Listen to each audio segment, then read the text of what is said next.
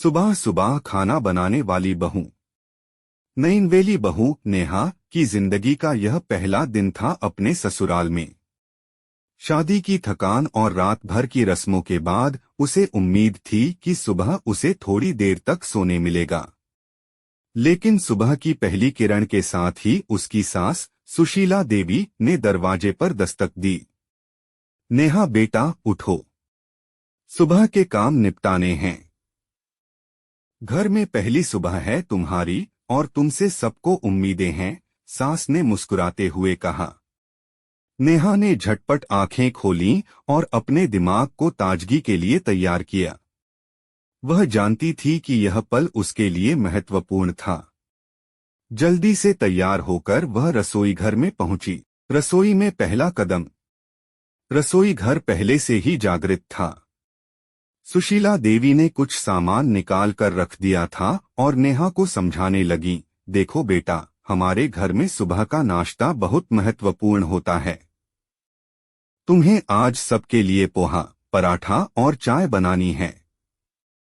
नेहा ने हल्का सा सर हिलाया और सोचने लगी, कहीं यह मेरी रोजमर्रा की जिंदगी तो नहीं बनने वाली, लेकिन उसने बिना कोई शिकायत किए काम शुरू कर दिया।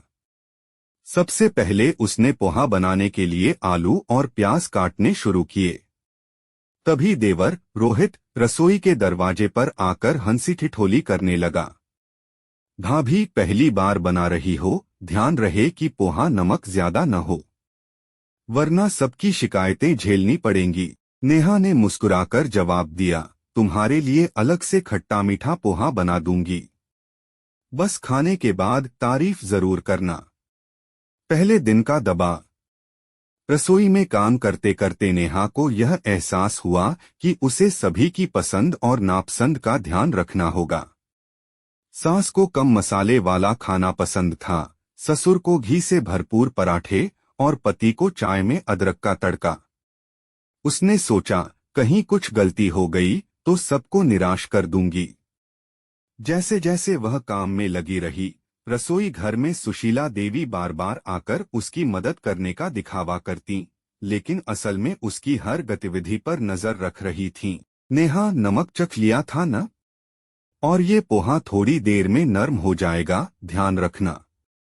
नेहा ने नम्रता से जवाब दिया, जी माजी, मैंने चख लिया है, सब ठीक रहेगा। समय के साथ तालमेल। नेहा ने अपनी पूरी मेहनत और लगन से नाश्ता तैयार किया। जब वह खाने की मेज पर परोसने लगी तो उसकी सांस हल्की सी तेज हो रही थी।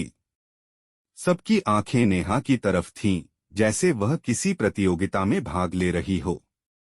ससुर जी ने पहले पराठे का टुकड़ा खाया और मुस्कुराते हुए कहा, बहुत अच्छा बना है, घी का स्वाद बढ़िया है।